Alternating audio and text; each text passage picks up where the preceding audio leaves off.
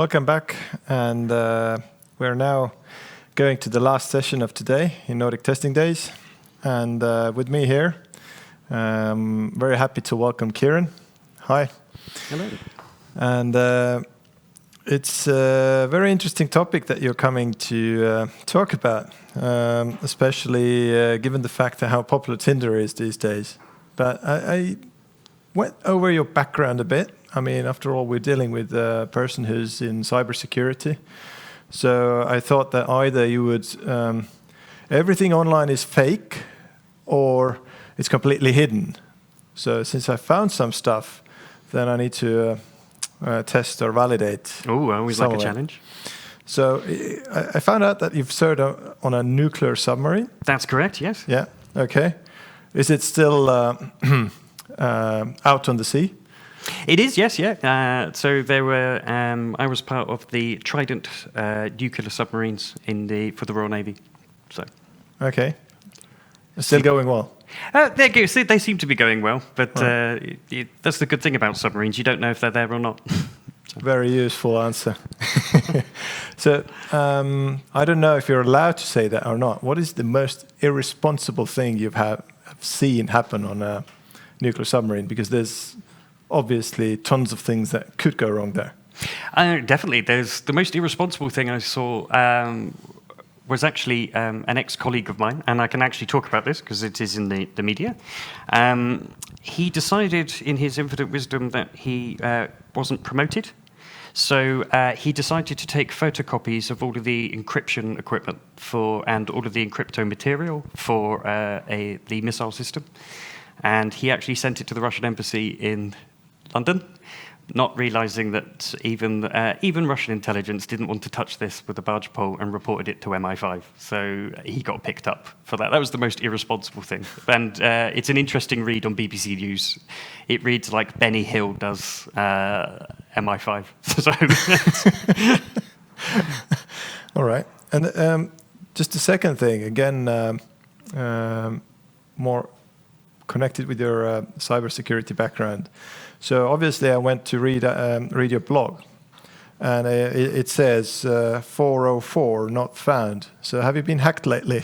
No, I changed my blog to a new website, ironically called www.idon'tslack.com, due to my love of the Slack service. So yes, I just changed the domain name, and it's a new shiny webpage with a bit of sarcasm in the name. So okay, does it work?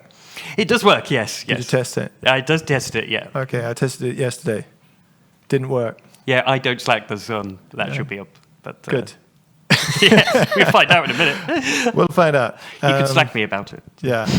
But now more over to dating and the scam. So I assume you will enlighten us right now about what's going on really there. So how about yourself?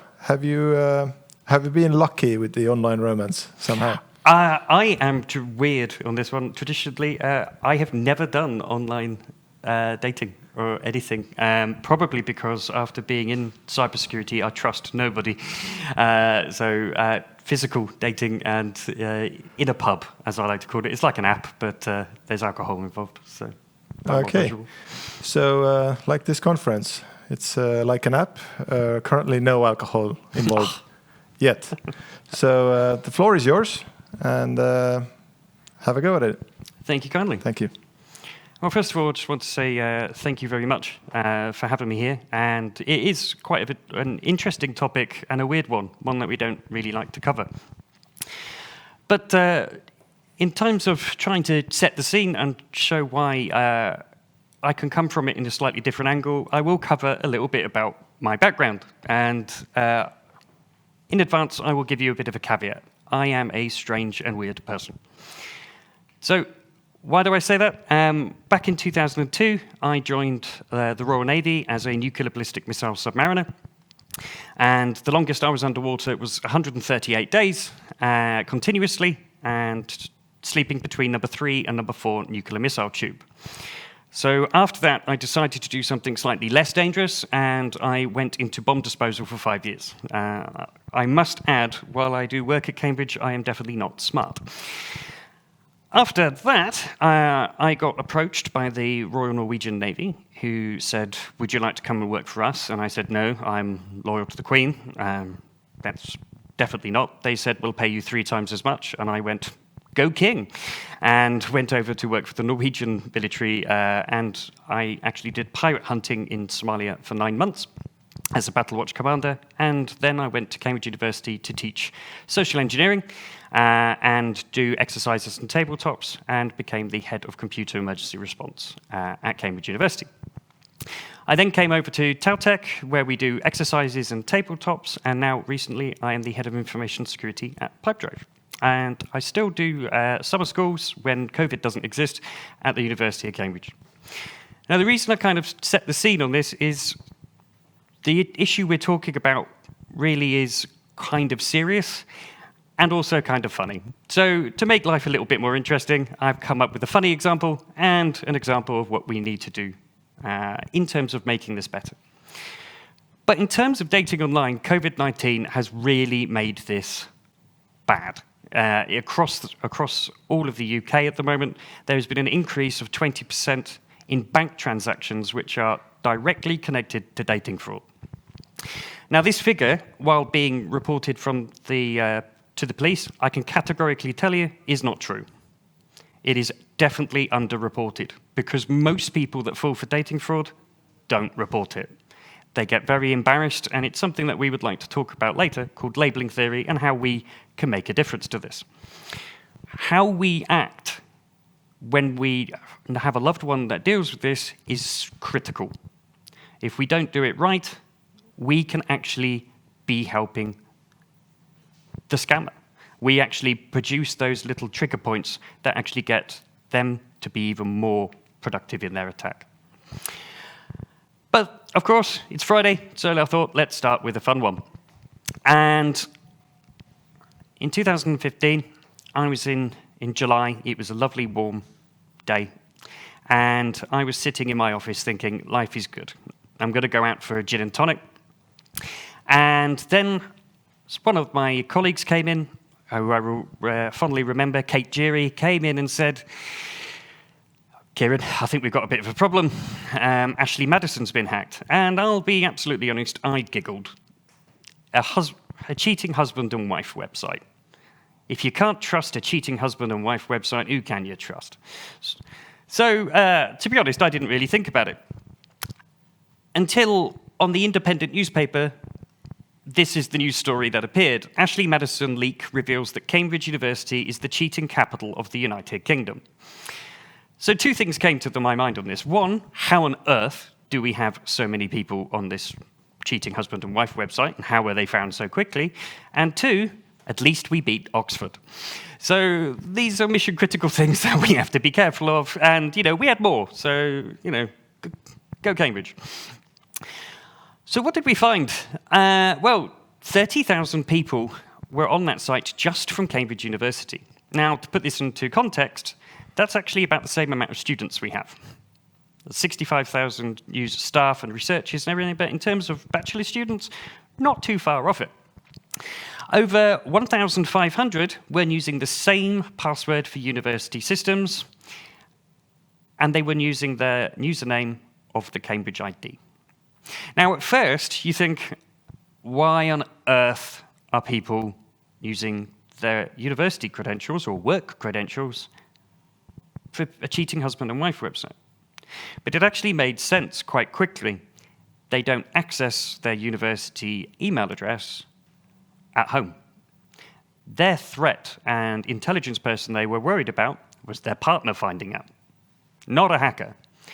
So it made sense to keep it as your university credentials, to have all of the email alerts go to your university account, and it was a very interesting day. But 2 things kind of happened. We had to work for over 2 days solidly in order to locate accounts. But I also had to phone up certain academic people to tell them, I know your credentials, I know you like long walks on the beach and certain sexual activities, which doesn't make trying to approach this type of hack very, very easy. But of course, in part of the investigation, we get a copy of the data, we get the download, and we came up with some very interesting statistics from not only our breaches of finding out who's downloaded this, but also the data set itself. The website advertises that it's 50% women, 50% men. This is not true at all. You may think you were talking to Tiffany, but you were not. You were talking to Derek, and he was a very, very big, fat old man that was pretending. The ones that were women there, most of them were bots. So the chances of you actually finding love were remote if you were a man, and if you're a woman, probably quite guaranteed. But nevertheless, most of the people that you were talking to as a man, yeah, it was either Steve or a bot. It was probably called Steve as well. But what I really liked about it, other than the credit card details and the passwords and all of these other errors that we could extract from it, is there was a beautiful tick list that said deleted. And what you could do from Ashley Madison is pay £20, and it would make sure that when you left the account, it would do everything to erase it so you never existed. What it actually did was tick a box in a database to say you paid €20 in order to delete your data. It did nothing other than confirm that, yes, you definitely had an account and you definitely used a credit card, and you know you did wrong because you paid to try and get it removed. It was very, very interesting, although when it comes to the fact that our personal life and our work life, this divide doesn't exist. And this was 7 years ago. And this is slowly eroding further and further because of COVID. We are all now working from home. The idea of all of us going straight back to the office is going to probably be a few years yet, even if it does. So what we saw then was already the start of the degrade. Now it's just completely there. So I'm afraid, while that's a good example of what I would say is if you do have an Ashley Madison site, please change your password. It's been 7 years. But now we're moving into the more complicated bit of dating fraud as it is now. And you may notice that I have lots of pictures of military personnel. There is a reason. It is not connected to my past. It is connected to what is happening on the dating fraud part. Now, normally in cybersecurity, you have somebody stand up and tell you this is brand new and shiny and this is the new magic technology. I'm actually not going to do this. This is old, traditional stuff. This is long con. This is confidence trick. This is trying to establish a relationship. So one of the reasons that military personnel are generally used in the dating profiles is because it gives you a very valid excuse of why you can't reply straight away, why you can't make telephone calls or do Skype calls, and why you have unexplained absences. Of course, it's not just military personnel, but we see majority is military. It could be oil rigs. It could be from a profession that is both trusted, but also an excuse of why you wouldn't be there. It helps to establish the trust and also sets the path of the storyline that they're going to be taking. But where we go wrong within our lovely cybersecurity approach to this goes back to the labeling theory. We have an ability to laugh at people that click and do fall for this type of scam. But when you're actually talking about a romance confidence trick, us doing this approach can actually reinforce this element. And the way that we should be looking from this from a psychological point of view is like an abusive relationship, because that's effectively what they are having. It may be remote, and it may be not in a physical presence, but they're getting exploited, they're being gaslighted, they're being developed, they're being molded, and then they're going for the exploit. If we then go in and say, your partner isn't real, your partner it's completely made up, they're exploiting you, I'm sure one of your friends has been in a bad relationship, or you have been in a bad relationship yourself. Did it help? Did you listen to them? And did you move out of it? And generally, no, no, no. So we have to look in our approach, and we have to actually handhold and show them how this has happened, to give them the confidence to come up with a decision themselves. if we go straight to, well, you shouldn't be doing this, you're an idiot, don't click it, there's only one inevitable outcome. They will comply with it. And we actually know this anyway, because there's something called labeling theory. Now, labeling theory I will only cover lightly, but there's a really easy way to actually understand how labeling theory works, especially if you have a teenage boy or you were a teenage boy. If you were an idiot and you were called an idiot, you became an idiot. You complied with it. If you keep telling people they're idiots, they will become and do idiotic practices. If you tell a teenage boy, don't vandalize, vandalizing is bad, they will vandalize. You have to reinforce it. And this is where we can go wrong with some of our spearphishing campaigns.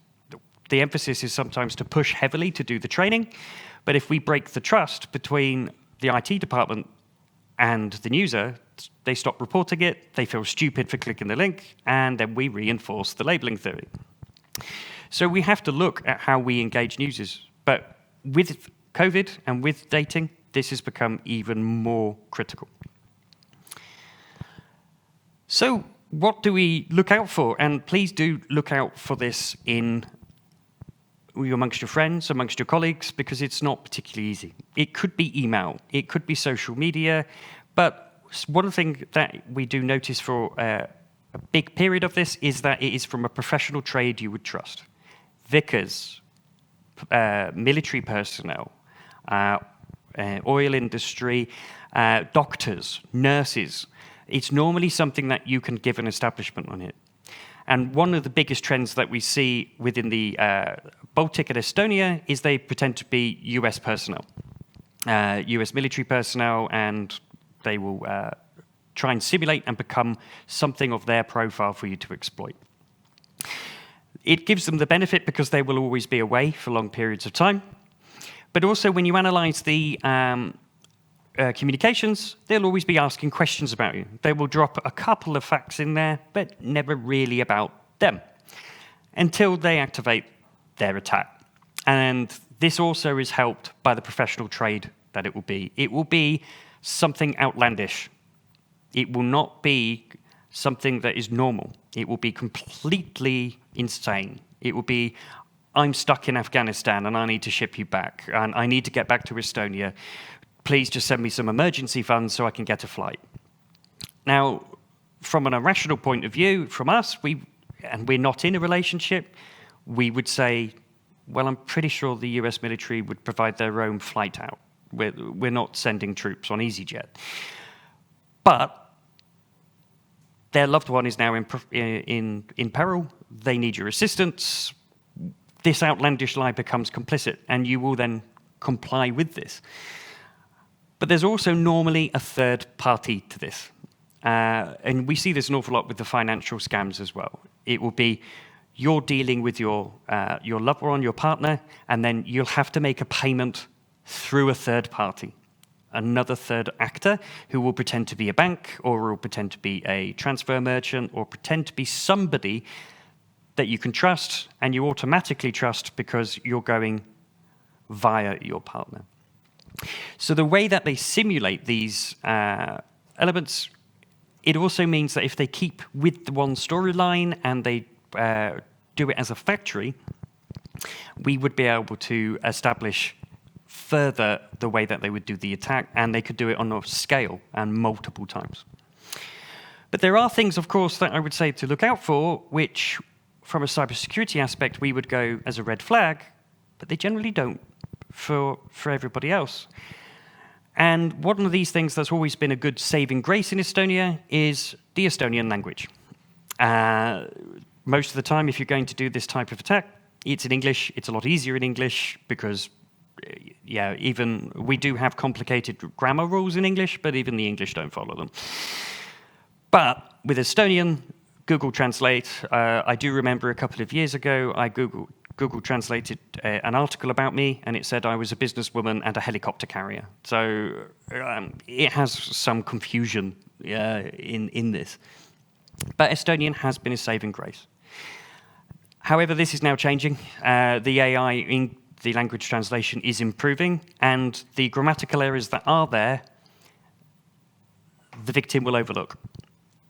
And we must not mention those elements to them to say, of course, this is there, because you're then attacking their partner. You're basically saying that they are not smart and that you're challenging them, and it will actually reinforce it. So yes, it's something that we do spot, but it's something you shouldn't point out and measure. So we've understood that our labeling theory does make this worse. We've got to give it more positive, but we can't just challenge them. Most cybersecurity professionals deal with this in a very clinical way, and this clinical way really, really makes it bad. You will also assist the hacker, and you're not dealing with the hacker in reality. You're dealing with an abusive partner. And this abusive partner aspect is what we have to understand when we're doing this communication side. Treat it as a friend. Treat it as somebody that you would like to talk to. If somebody in your company was dealing with this, if you found out that they were having a really bad relationship at home, or they were being exploited physically by money, then treat it as exactly the same. Don't just go, don't click that link. We really like, within most cybersecurity departments, to give you advice that is impossible for you to follow. How many people have ever heard the sentence, don't click links in emails? Well, it is impossible for you not to click a link in an email because, well, especially everybody here, did you click links that you don't know? Well, how did you join this video conference? You have to click links you don't know. Don't open emails from people you don't know. Good luck in your sales department if you don't open emails from people you don't know. This advice that we give, it's great, but it's paper policy, it's not epic. We need to bridge that trust element to say that it's not your fault for clicking it. However, positively reinforce it to report it to the police, to us, and we can help and actually establish a further trust from there. But remember, you are dealing with a human, and it can be hard to understand that there are humans behind those support tickets and by those emails that actually do need to have something more pushed towards them and a bit of a fluffiness that needs to come with it. Be nice, be considerate, be understanding, and if at any point you think, well, actually, I wouldn't have fallen for this, just put your hand on your heart. Have you ever had a terrible relationship? If you can say that you've never had a terrible relationship, well then, congratulations, you've never fallen for it. But most of us generally have. We've had one or two relationships we've definitely regretted, and we definitely shouldn't have done it. Well, if that's the case, that's exactly what they're going through now. We need to reaffirm this aspect. So what can we do? Don't lecture them. Handhold. Walk through it. Do expect them to get angry with you. They will really, really get angry with you. They will fight you. They will. You are the enemy. And the best way to understand why that is the case is because that person, that is the hacker over there, really is establishing a good trust relationship with them. You are the person that comes in and says, that partner is awful. But they are not stupid. We must reinforce that they are not stupid. But when it comes to what we can do as other people and technically do, report it. Do report it to the police. Take the effort to actually go there. On social media, do report these things. There are on Facebook and on Google, there are abuse processes that you can look for, and you can tag and mark profiles. But before you do it, do take the URL, do take any screenshots, and do report it to the police. This establishment of actually sending the data and making it more, as we send more to the police, will then actually make it more normal to understand that this is a problem. And in Estonia, it has gone up very much as well. Even though I do work for Pipedrive and used to work for the university, the amount of cases that I've actually had to help over the last 6 months in order to get people to locate sources of this, find out if they can get their money back, panic. People have taken payday loans out in order to pay hackers because they haven't had the resources themselves. It is very, very, very challenging and can be stressful on yourself. And the way that we kind of have to do that is normalize it more. When it happens, report it, understand it, share about it. There are some extra things that we can do, though, which you can look up. So while there's a lovely link here on BBC News of actually showing what romance fraud is within the coronavirus lockdown, there's also a great paper from one of my very good friends at Cambridge University that has a lovely tool on this by Dr. David Modick. And you may notice, yes, yet again, cybersecurity person who is telling you to click a random link that you don't know about. But on this link, it will take you to something called STP2, which is a psychometric tool which you can fill in yourself, and it would tell you if you actually have got the psychological traits that would make you scam compliant. It is a tool that you could also use onto your employees. It's not a pass or fail. It tells you if you've got more of the baseline in order to be compliant with scams. It is a good way to assess how and what we are doing on this, and also to arm people with the skill set to know if they have identified it, how they can report it. Most incidents happen not because of anybody clicking the link. Most incidents happen because they click the link and security teams aren't told quick enough. The quicker we know about it, the quicker we can rectify it. So just before we go over to the question time, one of the things I always get asked is always about security equipment. Two-factor authentication, this will always stop it. And what I will say is this, is no matter how good your gear is, there's always going to be a way for you to exploit it. Two-factor authentication is fantastic. I am not saying 2FA is bad, but it is a tool in your box of tools. And my greatest example for this is actually one of the last exercises I did in the Navy.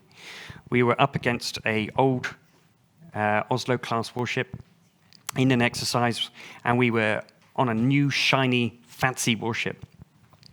We had all of the gear, we had all of the technical equipment. And we'd started the exercise at 9 o'clock, and I should have lost this exercise. At 2 minutes past 9, I call up on the radio, 2 missiles inbound, everything's done, end of exercise, end of exercise. And I got asked ages for 30 minutes, how on earth did you do it, what did you do, technical implementations. I'll be absolutely honest with you, I phoned up the ship and asked, where are you? I put on a voice like General Melchard from Blackadder, Brr, and said, where are you? You're supposed to have sent a signal at 8 o'clock, where are you, where are you, where are you? Sorry, sir, decimal 5464, thank you, 2 missiles inbound. Good equipment. If the users aren't trained, I did the exploit. What was even better, though, is the second day they were so embarrassed, they didn't tell anybody else on the ship. So I just moved departments and kept getting the latitude and longitude. We all have to work together, and we all have to understand that security isn't a security department's issue, it's everybody's issue, and this includes our friends and family. Thank you very much. Thank you, Kieren.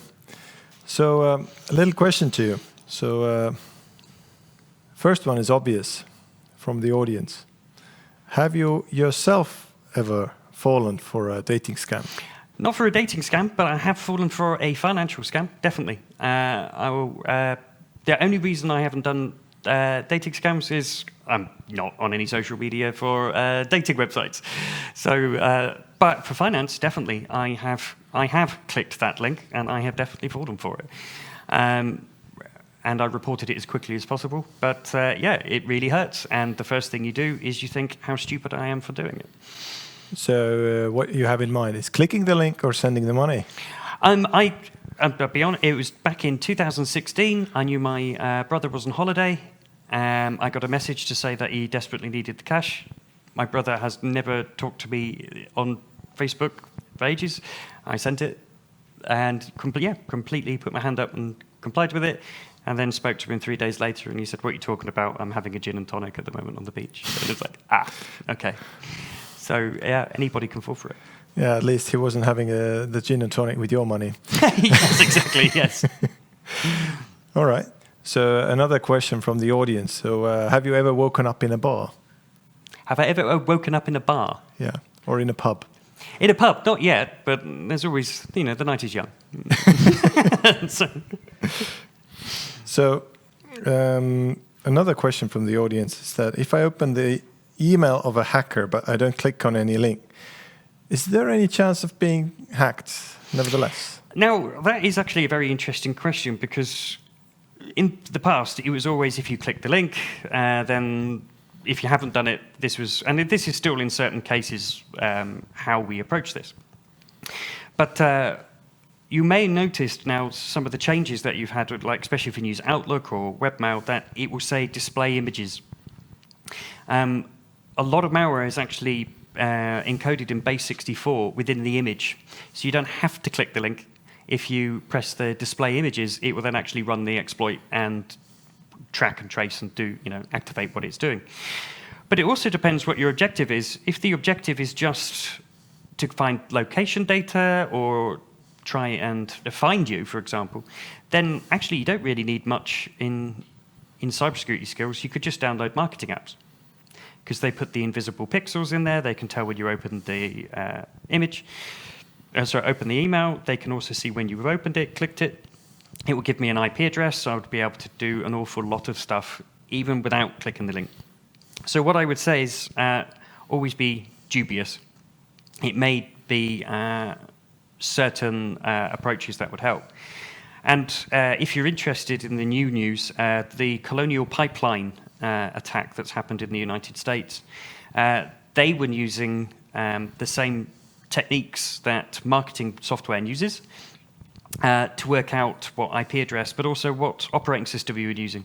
So when they were going to send the payload, we all thought it was just for Windows devices, but it turns out that they were also doing iOS devices, because they were using the marketing tools to work out what device you were using. So then the next email that went out was heavily targeted for you, because normally Apple devices, they're not more secure because of the operating system, they're more secure because there's less of them, especially with the MacBooks. But if they've got a lovely crafted list, then this is where you can do the exploit. So yeah, unfortunately, used to be, now just, if you get it, don't open it. But this is also unworkable. Okay, but if you look at it, you mentioned there's marketing tools, and to some extent, you might say this is a completely legitimate interest of the salesperson trying to figure out whether their email or whatever contact they were using was effective, whether it was open, was even seen, because essentially what they're trying to do is to evaluate the performance of the tool that they're using. And on the other flip side of it is the fact that this is being used also for malicious purposes, and in some cases it's just a tool, it's just the purpose of it that's mattered. So where do you draw the line? When can you say that this is already over the line and this is acceptable? Very, very good question. I think it is. I don't know the answer, but I think we're all going to find the answer in the next couple of years, as more and more tools are weaponized, and we find out the new and exciting ways. The one thing that my dedicated goal in life, along with most cybersecurity professionals, is to be one step behind the hackers. Now, that may sound like you mean at speed with the hackers, but that's impossible. We are always going to be watching what they've done, and I turn up and clear their mess. So it's always going to be one step. They will find out for us how they could weaponize and exploit this. But the one thing that we do know is email is such a problem because we're all dedicated to using it while it is still 1990s technology. This is, if you are going to use for communications, there are so many better tools out there that have more modern architecture, security by design, two-factor authentication. But with email, it's still, there's just some nice little bolt front ends that we've plugged in. So do you actually see something on the horizon which is even comparable to the convenience of email, but does provide the security, for instance, that the person who's writing to me is actually the person who is writing to me, and the stuff that goes along with it is, let's say, reasonably protected until it reaches me, and so on. There are good tools that are put in place in order to try and check the authentication of originator email, like DMARC, SPF, DKIM. The problem with them is, though, the people that are running their mail services have to turn them on. And it's kind of a bit of a backward way of doing it. If you're a hacker, then you just don't want to turn them on, and you'll make your own spoof service. But it does help us overall. It means that, for example, if I wanted to send us an email pretending to be you, I can't. You've got these functions turned on. I can't pretend to be you. But that doesn't apply everywhere else. So I just need to find one contact in your friends group that isn't using this, provider isn't using this technology, and then I can exploit it. In terms of finding a replacement for it, I don't think that will be in my lifetime, to be honestly. There have been so many attempts to make secure email, and my personal favorite is in the late 1990s, PGP was invented by Phil Zimmerman. And the reason why I find it so interesting is because he invented it and actually said at the same time, it's so complicated, I don't use it. So if it all goes to user experience. If the guy can invent high-grade encryption, can't use his own tool, there's not much hope for the rest of us. Yeah, that's a bit of a sad note in the end. Sort of like a safety belt that you're not able to put on. Yeah. So a few more questions from the audience. An interesting one. How can we confirm if the payment gateway is safe? That's extremely interesting, especially in my industry background, where now there's new banking APIs available, and there's a lot of new players on the market which basically enable merchants and payers to initiate payments in their own bank, but using completely different providers. So it makes the user experience extremely confusing, because you don't really know whether you're dealing with your own bank or some other like gateway provider. So what is your take on that? How do you know it's a secure site? I think, to be honest, though, that more and more we've gone within cybersecurity, which will actually start to replicate, is having a zero trust architecture. Don't trust it until proven otherwise. And the reason why I say that is we can sometimes give advice that gives us a nice warm fuzzy feeling that is replicated. And one of the bits of advice you'd always have on payment gateways for the users was always check that it's HTTPS. So you would say, check the token, check everything is nice and groovy.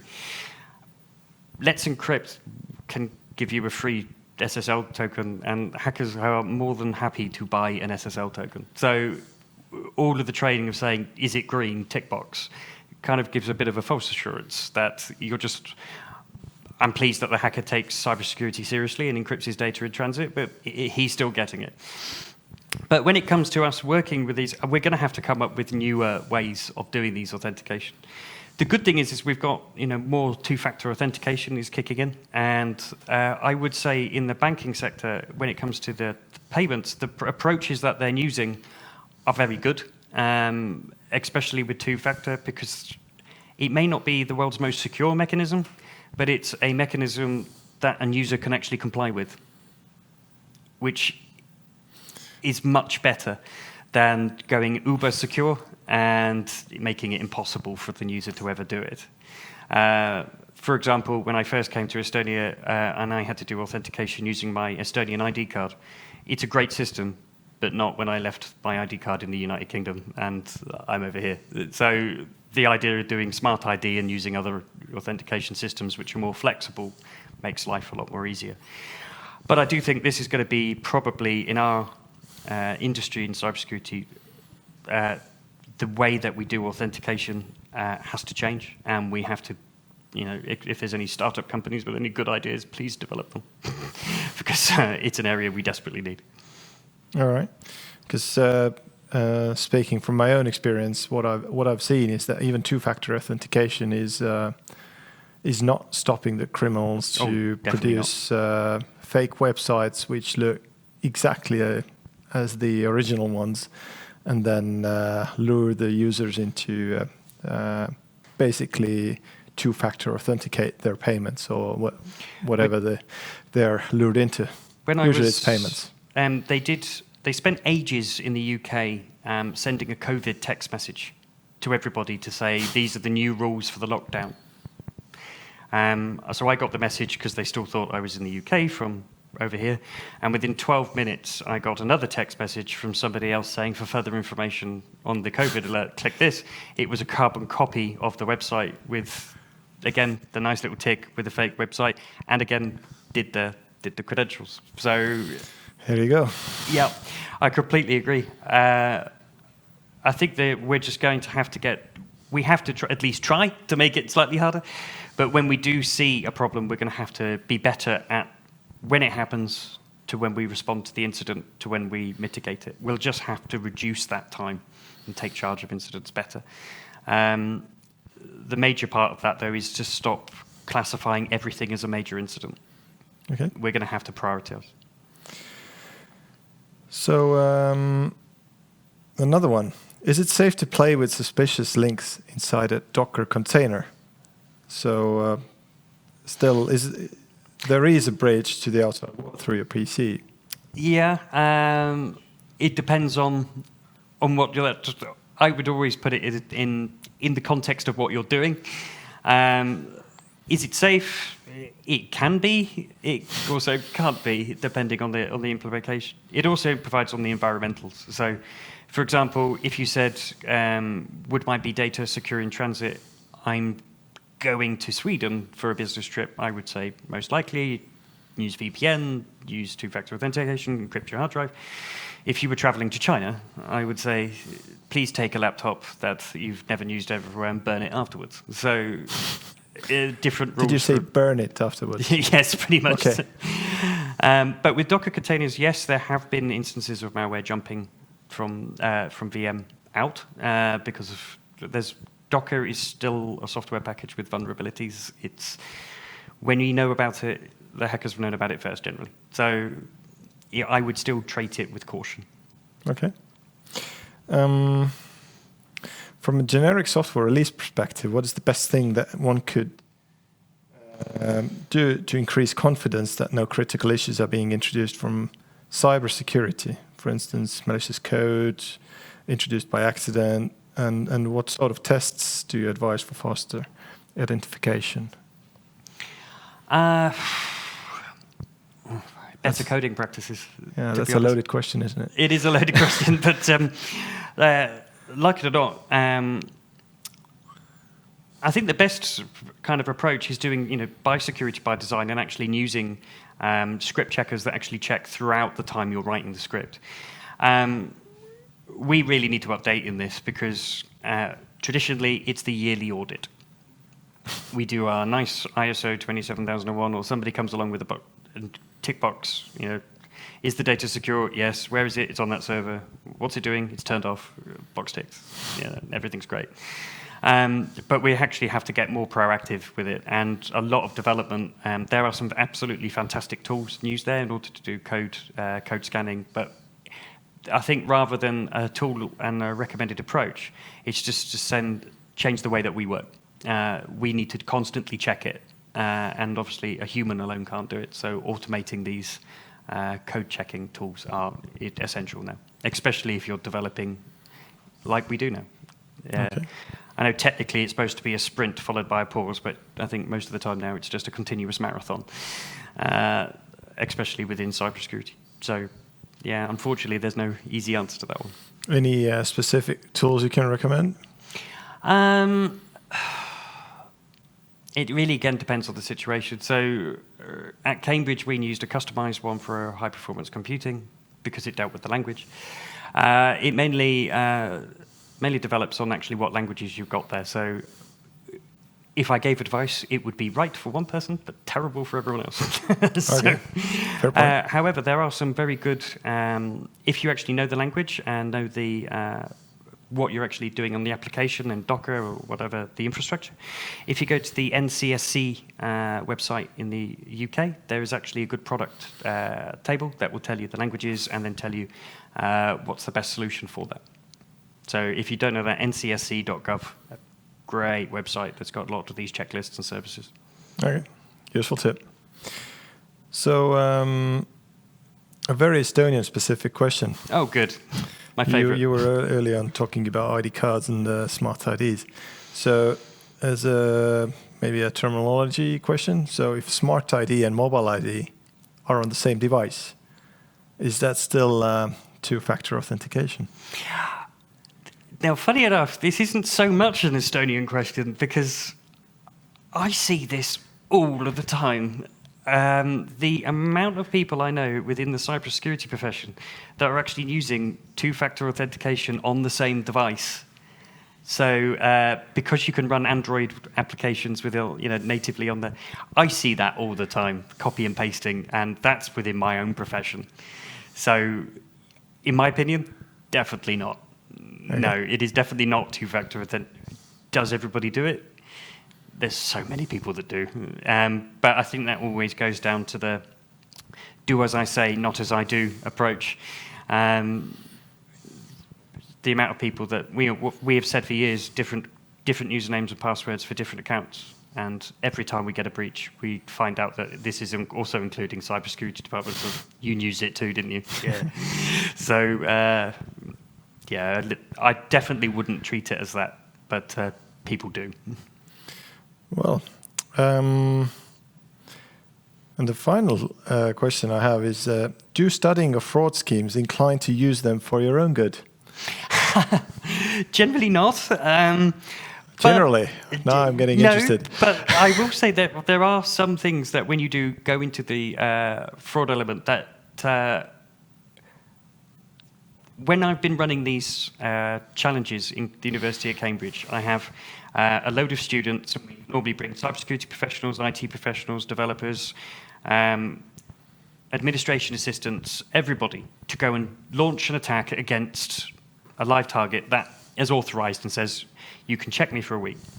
Now, the rules are really cool. I tell the cybersecurity professional, don't click the link in the email. I don't know where the email will come from, but don't click it. And if you don't click it, I will give you a bottle of whiskey. If you do click it, you owe me a bottle of beer, which they all say yes to. I currently have 62 bottles of beer in England waiting for me to drink, and I have never bought a bottle of whiskey. But the reason it works is because of the motivation aspect. I always tell the students, if you manage to get them to click the link, you don't have to do the cryptographic exam. So in a way, I'm using a little bit of the social engineering aspect as well, because there is that element and desire. You'll be amazed at how many times students will put in a 48-hour approach to avoid a 2-hour exam. So they will quite happily put that effort. But the other side where this works as well is, I hate to say it, cybersecurity people, when they're coming to launch spear phishing attacks, generally from the technical side, they have a much lower rate than marketing specialists. Marketing specialists are epic at this because they use the same skill set to get people to click the link in the email. So pretty much my summary after 2 years of doing this at Cambridge University is never annoy a marketing specialist. They will get back at you. Oh, yes. All right. Looks like we are almost running out of questions, but there is one final one again. So please kindly solve our national problem number 1. Provide your opinion. Is Estonian e-voting secure? Ah. Now, this is a minefield. So I would say yes and no, but not for the reasons that you think. In terms of the e-voting, yes, I think technically it is the model and the structure that you use architecturally. Yes, I think it is based on a good mindset. When Cambridge University looked at some of the elements of it as well, it was a very well-designed aspect. Why do I say no? The reason I say no is that you're still possible to socially engineer people to say that you could target them to make it look like they did vote, where they didn't actually vote. They used and voted your service, which, again, they may have that false confirmation that their vote has been counted. So is it possible to socially engineer it? Yes. But the other side from the UK, from a UK aspect, we would never trust online voting at all from a UK side, because how do I explain to somebody that that vote has actually been cancelled physically? And we've got it ingrained so much in our culture that the most of us in the UK actually only watch the elections, not to work out who's going to be running the government, but to find out which area declares first, because we all put a bet on it. So culturally, we're very, very different. So from a technical aspect, yes, I think that the architectural design is very good. The approach and methodology is very good. From a British person's aspect, no. I have a very weird feeling of it. I know if I stick my vote in that box, somebody would take that box away. Every member of the party would have seen it. I don't require a mathematical equation in order to work out if it's secure or not. So, yeah, I know you're right. I know I'm Stone Age. So I think that was the... Yeah, there's always the famous comeback of this, that this works wonderfully in Belarus and Russia as well. Yes. So let's see if there's any more questions. There's one more. Where and how to participate at your security courses? So if your you get my advertising time. Yeah, yes. Actually, that's a good point. I haven't advertised for this one, so I will put I can send a link and I'll update the latest one. It will be running in 2022, but we are looking at doing one earlier, which will involve the whole social engineering aspect, psychology and approach, how to do password extraction and exploitation, and then we'll also go into launch and attack. So we've done it a couple of times at TTU, and we are more than happy to do it as well in order for a company. So if you would like to see how much that you could find against yourselves, we are always looking for company volunteers as well. Then we can give you the data that's exposed, of course. Okay, sounds like fun. So I think we're out of questions and just have a little bit of time left. So Harles here will give you a little token of gratitude. This little bag should contain something hopefully you will never need. Oh, a USB stick. Actually, yes, this is your toolbox for social engineering. Ah, excellent. So, of course, you can consume it your own also, but you can use it for the purpose. Fantastic. Thank you very much. So thank you very much, Kieren, for joining us. And it's nice to finally have a feeling of having a physical conference, even though it's on the web. Thanks a lot. Very much. So now it's time to say the closing words. And I'd sincerely like to thank you all for surviving the day with us behind the computer. We try to cater in as many pauses and breaks as possible to give you time to stretch, because we know that how challenging a day of having Teams or Zoom calls can be. And there are many of you still watching online. Thank you for that. And we really do appreciate it, because we were not sure ourselves how popular this online event would be. But this gave us the confidence that we can do this again, and we can do live streams from a physical conference as well in the future. So there are some lessons learned during the day as well. So maybe Harles, you can walk us through these. Yes, the first thing what I can say is that the testing production is okay. if you know how to do that, and if you are skilled enough. The second, what actually also very much liked is that equivalence partitioning still works. What do you mean? So testers need that skill. And the third thing, the cloud is coming, be aware. So probably the next year and year after next year, we will have more and more topics which cover testing of cloud solutions. So we had some a fair share of mishaps as well during the day. On one hand, obviously we apologize for the inconvenience of the early track having some stream quality issues, but we worked it out and we learned during the day. It's good to see that the quality is up, everything is running. On the funny side, we had some lucky accidents as well. For instance, one of our moderators in Tartu lost electricity in the neighboring block. So he still remained online. So we got lucky as well. So as one of our speakers that had issues connecting said that testing in test is not enough. Life goes on its own way. So time to say our final notes and thank yous. And first of all, there was a quiz, I heard, which was held by Nortal. Yes, it was. So who is the winner? Who won? Will you say it? Yes, Madis Sepp, you are the winner. And soon you will get an email. And please open this time. Yeah, there's a link on it. It will look suspicious. No harm done there. So be aware.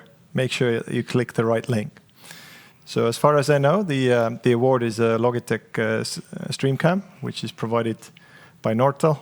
It's a good camera, actually. I have it myself already, so it works really well. Also, big thank you to the speakers and the content team who put in a heavy effort, both selecting the speakers and on the speaker side of doing the speeches.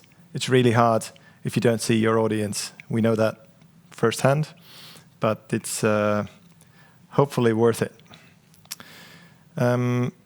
We also would like to thank all of our partners, Rocket Lab, Playtech, Nortal, and LHV, for being with us.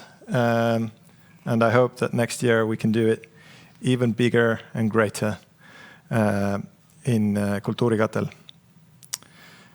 We also had some good support from the production team from Milton.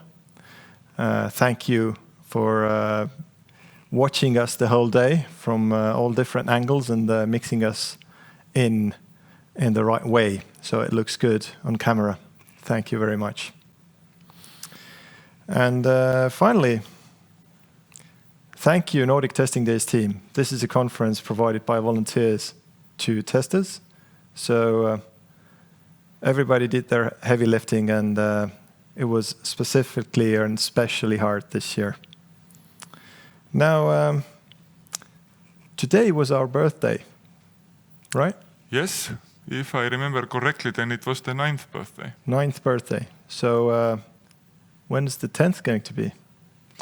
Next year. Do you know the dates already? Yes, I have them in front of me. So June 1st to 3rd next year, 2022. And it's Nordic Testing Days edition number 10. So we'll bring the big cake there. And now it is time to say goodbye. Please close your computer and go outside. The weather is nice. Hopefully also where you sit. Bye.